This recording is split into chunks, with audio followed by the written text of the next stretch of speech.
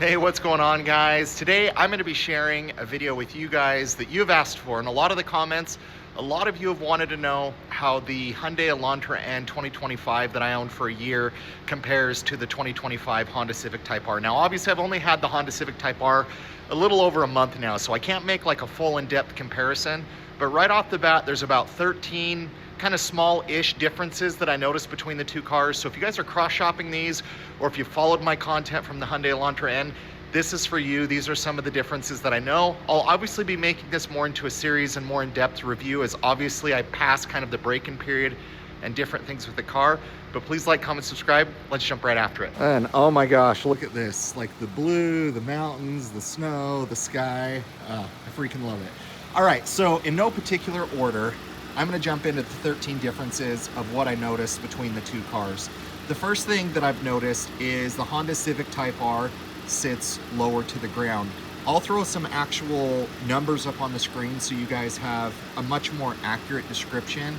But overall, I believe it's more than about a ½ inch of difference in ride height. So the Hyundai Elantra N is further up off the ground, and the Honda Civic Type R is lower to the ground. And you know, that definitely makes sense. This isn't a complaint, it's just something that I notice, that if you guys are buying these cars, obviously both are very track heavily focused. The more time that I spend with the Honda Civic Type R, just kind of the more serious that I understand it is in terms of just an actual track car. But the Honda Civic Type R does sit lower to the ground. So if you guys are someone that likes putting a splitter on the front, or if you're worried about scraping, obviously still a decent amount of clearance, but it is one of the lower cars out of the box out of all the cars that I've purchased in terms of ride height. So if you're buying it, just kind of know that, but that's the first thing that I noticed. The second thing that I noticed, and I noticed this kind of right off the rip, is how much wider the car is. And this is my favorite kind of viewpoint of the car. So a couple things. This car is a few inches wider than the Hyundai Elantra N. I had to look up some of the specs because I was like, man, this just kind of feels like my gut reaction, and I want to make sure that I validate it. So this car is a little bit wider. You'll notice it from sitting in it, you'll notice from driving in it. The presence on the road does feel much bigger. Another thing that contributes to that are the tire sizes. I believe these are 265s in the rear, and I believe the Hyundai Elantra N was around 245s, 255s. I'll throw the exact measurement up on the screen. But as you kind of back away and kind of look at the car, it's just got this awesome look from behind in terms of just spacing and width, and this triple exhaust. I mean, it's so quiet, but it freaking just looks so good. I love how that looks. So the car is wider, wider tires, a little bit lower to the ground. And those are first kind of a few things that you notice about the car. The next things that I notice is the Hyundai Elantra N out of the box is more alive, is more rowdy.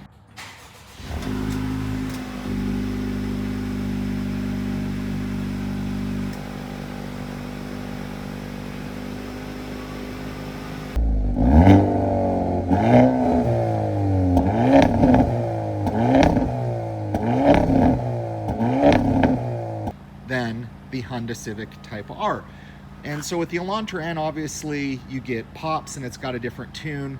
The exhaust just from cold startup on the Hyundai Elantra N is much louder. Driving around town, much louder in N mode versus R mode. The Hyundai Elantra N just sounds better.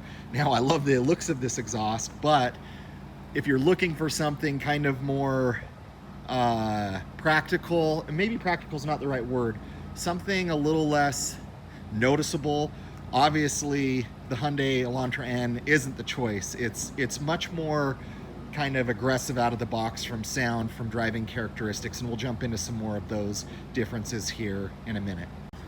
All right, jumping onto the inside of the car, we're going to cover some other differences. I have some all-weather mats coming. Thank you guys for all of your recommendations in my last video. I appreciate it, and I'll share with you guys what I get. I have some other modifications coming. The next thing that I notice is these seats are much more supportive than the Hyundai Elantra N seats. I've loved both of them. I love the Hyundai Elantra N seats. I would say these have more bolstering and are more comfortable. They're both manually adjustable. Over time, I'll be very curious to see how these hold up. You know, I get nervous about just, I don't know. I'm not a fan of the direction the industry is going. Alcantara over time, and I don't think the whole seat is Alcantara, but it just wears. I know a lot of people love it. They put it on their, you know, they put it here, you know, on the steering wheel.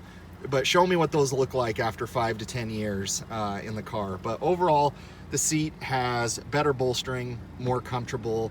Another thing that I notice is how deep the cup holders are on the Honda Civic Type R. I love that because I'm someone who frequently buys a lot of drinks, and, you know, even like a big gulp, it's sitting kind of, you know, here. So it's really out of the way from the shifter, and I've absolutely loved it. I've fit two 44-ounce large beverages in here, and it holds it great. The Hyundai Elantra, and I couldn't do that, and it sits really high and is in the way of the shifter. Another thing that I noticed is the shifter on this car. If you kind of look at the angle that we're sitting at right here, it's raised up, like it's got a slope to it, you know, and I really can't tell you what that does from a performance standpoint. I like it. It feels a little bit easier to get to. It's, you know, I don't have to drop my arm down as much. Maybe it's more kind of has something to do with driving on the track, but that is just something that I notice. I don't have any point to make other than that's what I notice immediately from shifting it is I'm not reaching as far down for the shifter. I'm sure they did some studies on that or some things that, you know, immediately that they noticed. Hopping into the car, the Bose sound system. I don't have decibel checks or anything. Both cars are equipped with the Bose sound system. This sound system sounds significantly better than the stock Hyundai Elantra and sound system. And the bass is much higher. Just the complete sound is much higher. I am going to be putting a subwoofer in this car, the exact same subwoofer as my Hyundai Elantra N, and it's gonna rock in here and it's gonna sound great. But out of the box, if you're curious about sound systems, Bose, you know, they obviously, every car's got different settings, you know, different amplifiers, different things that they do. The Hyundai Elantra N's is not bad by any means, but this sound system is superior to that one, and that's something that I really like and really am excited about. All right, a few other things. This I will need more time with, but here is my initial opinion. Honda shifters are just phenomenal. Smooth shifting. Hyundai Elantra N, I felt, was one of my more smooth shifting cars that I've owned, and I've owned all manuals except for one.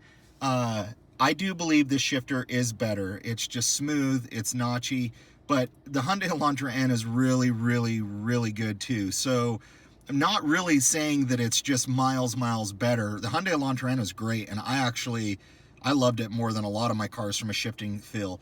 I will say first to second in my FL5, I'm sitting at just over 200 miles. First to second gear sometimes feels a little more rough or a little more crunchy in the Honda Civic Type R. I don't know if I need more time with it, if it's me driving, which I don't think that's the case, but hey, I'll leave anything on the table. I'll share with you guys an update more as the car breaks in and I get more time with it. But when the shifts are smooth in this, man, it's butter. It feels so good, and it is amazing from that standpoint. Okay, another thing that I've noticed from driving around is the Honda Civic Type R. I was kind of nervous how stiff it would be, because people said it's not drivable in, you know, in plus R mode, and that it was just so bouncy. I saw videos of people going down the road and just bouncing all over.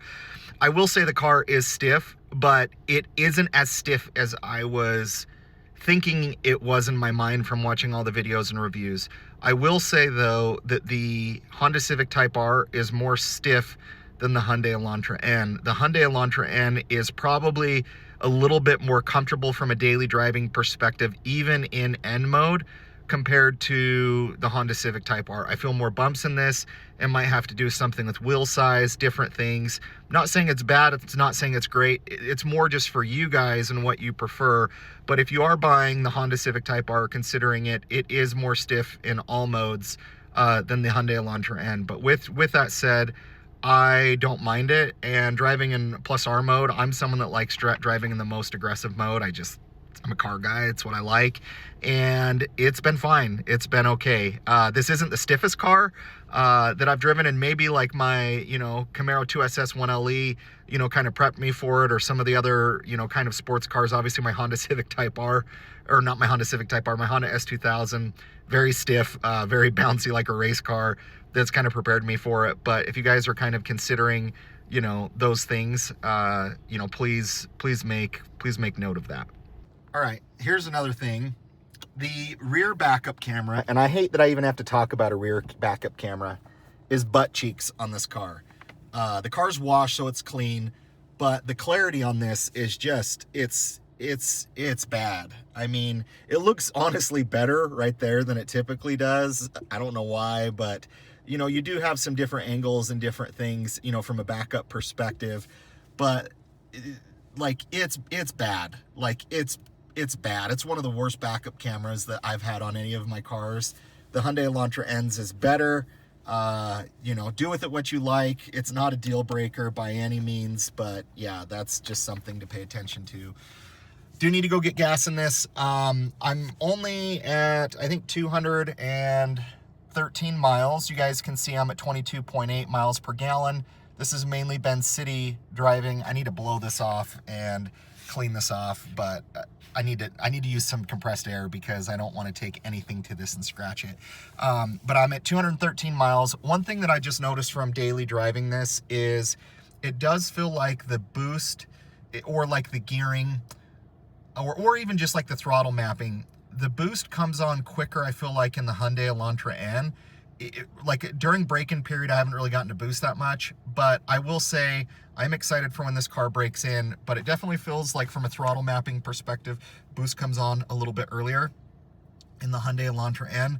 I think this car's got a lot more top end. I can't really give you guys comparisons on power and like what throws you back in your seat more, what car is faster. These cars are pretty comparable, and I think, a lot of the data from tracking, from racing, validate that. But it does feel like I'm using a lot more of the engine versus the turbocharger as I'm driving or kind of putting along. And, obviously that's probably how it should be. This car's got more horsepower just straight out of the box, and some more torque. So that definitely contributes to that. Okay, I'll give you one more thing that I noticed and then a bonus item. In the Hyundai Elantra N, in my opinion, it's easier to get to a couple things, or mainly the main thing is rev matching. In the Hyundai Elantra N, you can just do it right here. You obviously have your plus R mode down here, and I do like how all of this is configured. I love that this isn't gloss black. I'll give you more of an in-depth review on the infotainment, but this whole package is more straightforward to me than Hyundai Elantra N's. But what I will say is the Hyundai Elantra N, in just turning off rev match or modifying rev match, I can just do it, here. Whereas this, I have to go into menus, adjust it, turn it off. It's not a big deal because I like it on anyways, but that's something, that I think Honda should have made a little bit more readily available. And a big zonk that I'll give it, shout out to Rady's Rides, is, not having a manual park brake is really a letdown. Yes, my, my Honda Odyssey van has the same kind of construction to it in terms of buttons and all of that, but for a track focused car, I hate this because sometimes I forget that I have it on because it's just a button. It's not my emergency brake pulled up, but I think all car enthusiasts will agree with me on that. But overall, guys, they're both great cars. They're both phenomenal. I will be doing a much more in-depth review on differences between them as I drive them, as I break it in, as I get more time with it. But a lot of you have quickly asked me, Austin, can you do a video on this? Can you share this? So these are my thoughts. I hope you guys enjoyed it. If there's comments below that maybe I missed or things that you guys have noticed, if you've owned both of them, leave a comment below. Thanks guys for watching. We'll catch you on the next one.